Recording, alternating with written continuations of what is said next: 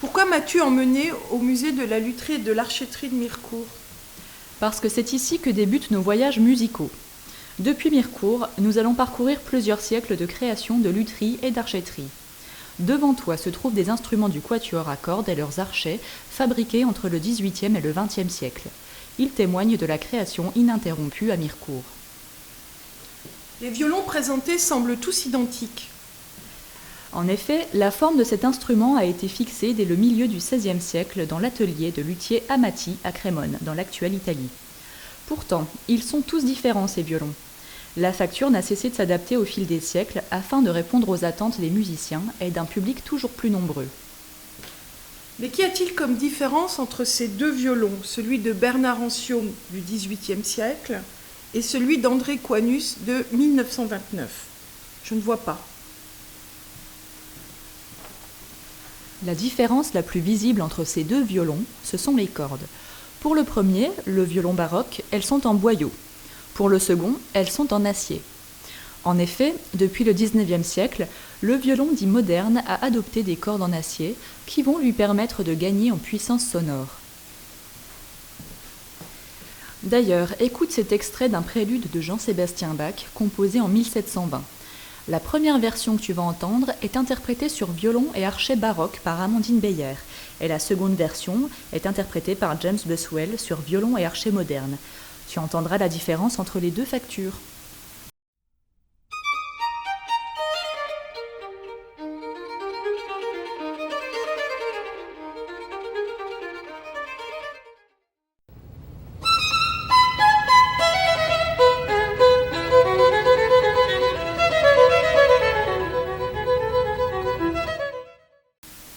Mais dis-moi, la lutherie a-t-elle commencé au XVIIIe siècle avec Bernard Anciaume, l'auteur de ce violon?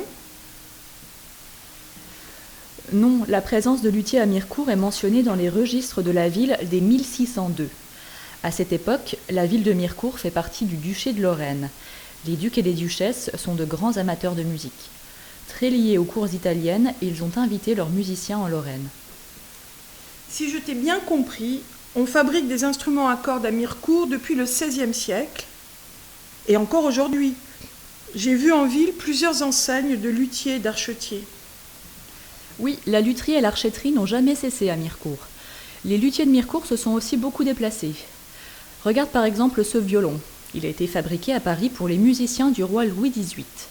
Son luthier, Nicolas Lupeau, est issu d'une famille de luthiers mircursiens. Qu'il s'agisse des archetiers, dont nous n'avons pas encore parlé, ou des luthiers, le métier se transmettait de génération en génération. Pour s'approcher de leurs clients, les musiciens, luthiers et archetiers étaient amenés à ouvrir des ateliers partout en France comme à l'étranger. Par exemple, le grand-père de Nicolas Lupeau partit à Lunéville, son père travailla à Stuttgart puis à Orléans, et Nicolas s'installa à Paris. Jean-Baptiste Vuillaume, quant à lui, quitta aussi sa ville natale, Mirecourt, pour ouvrir un atelier de lutherie à Paris. Mais il garda des liens avec sa famille et fit venir nombre d'ouvriers mircursiens, comme son cousin François-Nicolas Voirin, dont tu vois ici un archet. Ah oui, c'est vrai, pour faire vibrer les cordes des instruments du quatuor, le musicien utilise un archet. Mais qui fabrique l'archet? L'archet, cette baguette munie d'une mèche en crin, est fabriqué par l'archetier. Luthier et archetier sont donc deux métiers bien distincts. Ces deux professions vont toujours chercher à adapter les instruments aux recherches sonores des musiciens. Regarde ces trois archets de violon.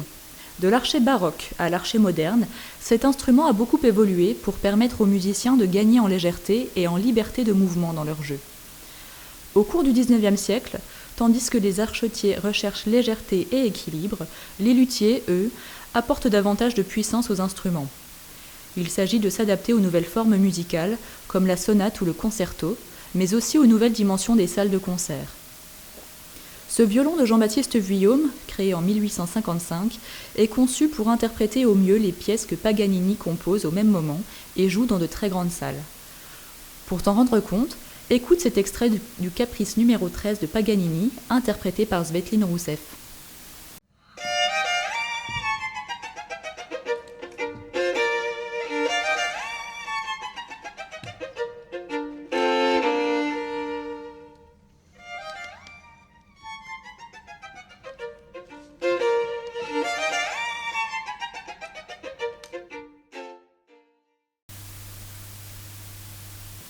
Mais dis-moi, qu'est-ce qui a changé? Je ne vois pas bien en observant ces instruments. La structure du violon a été renforcée. Par exemple, regarde le manche du violon. Pour supporter la tension des cordes en acier, il n'est plus simplement cloué, mais enclavé. Il y a d'autres modifications, mais celui qui pourra t'en parler le mieux, c'est le luthier. On ira le voir ensemble lors de l'un de nos voyages musicaux. Mais reprenons. À Mirecourt, plus que les luthiers ou les archetiers, ce sont les instruments fabriqués par eux qui partent pour un voyage souvent ininterrompu. Des milliers d'instruments à cordes sortent des fabriques de lutherie de Mirecourt et sont commercialisés dans le monde entier. Des fabriques? Qu'est-ce qu'une fabrique de lutherie? Si l'atelier de lutherie emploie en général 2 ouvriers, au maximum 6, les fabriques de lutherie emploieront jusqu'à 200 ouvriers dès la seconde moitié du XIXe siècle. La production d'instruments sera alors considérable. Et grâce aux outils du commerce, les magasins, les catalogues, ces instruments sont vendus dans le monde entier. Les 2 principales fabriques installées à Mirecourt s'appellent Thibouville-Lamy et La Berthe. Qui achetait les instruments produits par les fabriques de lutherie de Mirecourt? Les fabriques proposaient différentes gammes d'instruments pour toucher tous les musiciens, débutants comme solistes, et surtout pour toucher toutes les bourses. Nous sommes à la fin du XIXe siècle et au début du XXe siècle, à une période où la pratique musicale connaît une certaine démocratisation. Mais c'est aussi la musique qui élargit son répertoire en cette époque. Je te propose d'écouter un extrait interprété par Django Reinhardt et Stéphane Grappelli, Nuages, qui doit autant aux musiques tziganes qu'au swing africain-américain.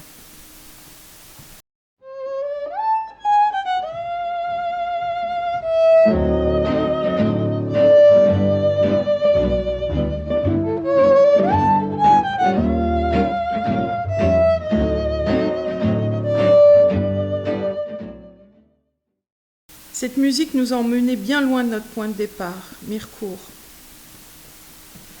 Et pourtant, nous y retournons, car la ville, qui n'a jamais cessé de former des luthiers et des archetiers depuis le XVIIe siècle, va tout naturellement accueillir en 1970 l'École nationale de lutherie. Au cours de leur formation, les élèves entrent en apprentissage chez des luthiers comme par exemple Max Milan, qui a fait le violon que tu peux admirer ici. Aujourd'hui, les élèves arrivent du monde entier pour apprendre la lutherie à Mirecourt. Ils complètent leur formation ici ou ailleurs pour finir par diffuser à leur tour la lutherie de Mirecourt sur tous les continents. Cette première étape de notre voyage m'a épuisée. Je vais aller m'asseoir au bord du Madon, écouter de la musique.